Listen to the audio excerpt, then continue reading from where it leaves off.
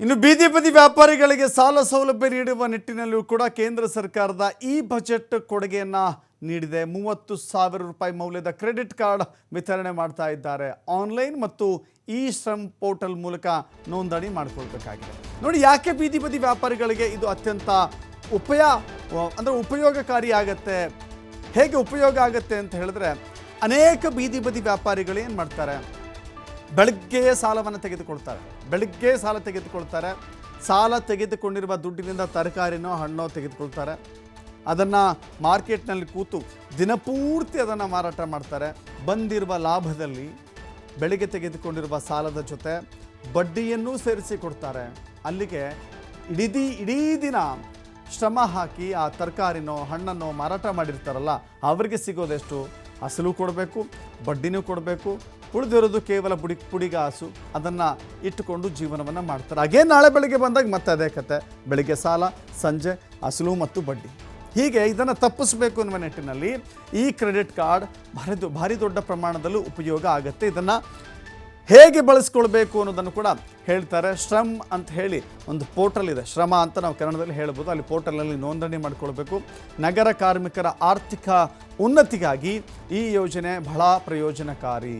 PM Svanidhi ಯೋಜನೆಯನ್ನು ಬ್ಯಾಂಕ್ಗಳಿಂದ ವರ್ಧಿತ ಸಾಲದೊಂದಿಗೆ ನವೀಕರಿಸಲಾಗುತ್ತೆ. ಜೊತೆಗೆ ನೋಡಿ, UPI ಲಿಂಕ್ ಮಾಡಿದಂಥ ಕ್ರೆಡಿಟ್ ಕಾರ್ಡ್ಗಳಿದ್ದಾವಲ್ಲ, 30,000 ರೂಪಾಯಿವರೆಗೆ ನೀವು ಪ್ರತಿನಿತ್ಯವೂ, ಅಂದರೆ 30,000 ರೂಪಾಯಿವರೆಗೂ ನೀವು ಬಳಸಿಕೊಳ್ಬೋದು ಒಂದು ತಿಂಗಳಿಗೆ. ಆನಂತರ ಮತ್ತೆ ಮರುಪಾವತಿ ಮಾಡಿ ಮತ್ತೆ 30,000ವನ್ನು ನೀವು ಹಣವನ್ನು ಅಥವಾ ಆ ಕ್ರೆಡಿಟ್ ಕಾರ್ಡ್ ಉಪಯೋಗ ಮಾಡಿ ಖರೀದಿ ಮಾಡ್ಬೋದಾಗಿದೆ. ಸೊ 30,000 ರೂಪಾಯಿ ಮಿತಿ ಇರುವಂಥ, ಜೊತೆಗೆ ಈ ಸಾಮರ್ಥ್ಯ ನಿರ್ಮಾಣ ಬೆಂಬಲ ಕೊಡುವಂಥ, ಯಾಕಂತ ಹೇಳಿದ್ರೆ ಅವರಿಗೆ ಕೊಂಡುಕೊಳ್ಳುವಂಥ, ಅಗೇನ್ ಅದನ್ನು ಮಾರುವಂಥ, ಸಾಲ ತೆಗೆದುಕೊಳ್ಳುವ ಮತ್ತು ಮರುಪಾವತಿ ಮಾಡುವಂಥ ಆ ಸಾಮರ್ಥ್ಯವನ್ನು ಬಿಲ್ಡ್ ಮಾಡಲಿಕ್ಕೆ ಬಹಳ ದೊಡ್ಡ ಪ್ರಯೋಜನಕಾರಿ ಅಂತ ಹೇಳಲಾಗ್ತಾ ಇದೆ. ರಾಜ್ಯಗಳಿಗೂ ಕೂಡ ಈ ವಿಚಾರದಲ್ಲಿ ನೋಡಿ, ರಾಜ್ಯಗಳಿಗೂ ಕೂಡ ಬಡ್ಡಿ ರಹಿತ ಸಾಲವನ್ನು ನೀಡಲಿಕ್ಕೆ ಮುಂದಾಗಿದ್ದಾರೆ. ರಾಜ್ಯಗಳಿಗೆ 50 ವರ್ಷಗಳ ಬಡ್ಡಿ ರಹಿತ ಸಾಲಕ್ಕಾಗಿ 1.5 ಲಕ್ಷ ಕೋಟಿ ರೂಪಾಯಿ ಮೀಸಲಿಟ್ಟಿದ್ದಾರೆ.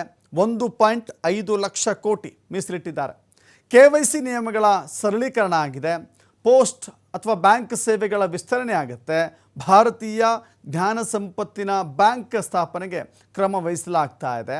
ವಿಮಾ ಕ್ಷೇತ್ರದಲ್ಲಿ 100% ವಿದೇಶಿ ಬಂಡವಾಳ ಹೂಡಿಕೆಗೆ ಅವಕಾಶ ನೀಡಲಾಗಿದೆ. 100%. ಐ ಥಿಂಕ್ ಇದೊಂದು ಕ್ರಾಂತಿಕಾರಕ ನಿರ್ಧಾರ ಅಂತ ಹೇಳಬೇಕಾಗತ್ತೆ. ವಿಮಾ ಕ್ಷೇತ್ರದಲ್ಲಿ, ಇನ್ಶೂರೆನ್ಸ್ ಕ್ಷೇತ್ರದಲ್ಲಿ 100% ವಿದೇಶಿ ಬಂಡವಾಳ ಹೂಡಿಕೆ, FDI ಅಂತ ಹೇಳ್ತೀವಲ್ಲ, ಅದನ್ನು ಮಾಡಲಿಕ್ಕೆ ಅನುಕೂಲ ಇರುತ್ತೆ. ಸ್ವಸಹಾಯ ಸಂಘಗಳಿಗೆ ಗ್ರಾಮೀಣ ಕ್ರೆಡಿಟ್ ಕಾರ್ಡ್, ವಿಮೆ ವಲಯದಲ್ಲಿ 100% FDI ಅವಕಾಶ ಇದೆ. ವಿಮೆಯಲ್ಲಿ FDIಗೆ 74ರಿಂದ 100ಕ್ಕೆ ಏರಿಕೆ ಮಾಡಿದ್ದಾರೆ. ಕಳೆದ ಬಾರಿ 74% ಇತ್ತು, ಈ ಬಾರಿ 100%ಗೆ ಏರಿಕೆ ಮಾಡಿದ್ದಾರೆ. 20,000 ಕೋಟಿ ರೂಪಾಯಿನಲ್ಲಿ, ಮತ್ತೊಂದು ಕಡೆ 20,000 ಕೋಟಿ ರೂಪಾಯಿನಲ್ಲಿ ಪರಮಾಣು ಶಕ್ತಿ ಮಿಷನ್ ರಚನೆ ಮಾಡಿದ್ದಾರೆ. ಗ್ರಾಮೀಣ ಭಾಗದಲ್ಲಿ ಪೋಸ್ಟ್ ಪೇಮೆಂಟ್ ಬ್ಯಾಂಕ್ ಜೊತೆಗೆ ಆಹಾರ ಭದ್ರತೆ ಅನುದಾನದಲ್ಲೂ ಹೆಚ್ಚಳ ಮಾಡುವಂಥ ನಿರ್ಧಾರ ಇವತ್ತಾಗಿದೆ. ಪಿಂಚಣಿ ವಾಪಸಾತಿ ಮತ್ತಷ್ಟು ಸರಳ ಆಗುತ್ತೆ. ಹಣಕಾಸೇತರ ಹೂಡಿಕೆಗಳ ಸರಳೀಕರಣಕ್ಕೆ ಉನ್ನತ ಮಟ್ಟದ ಸಮಿತಿಯನ್ನು ನೇಮಕ ಮಾಡಲಾಗಿದೆ.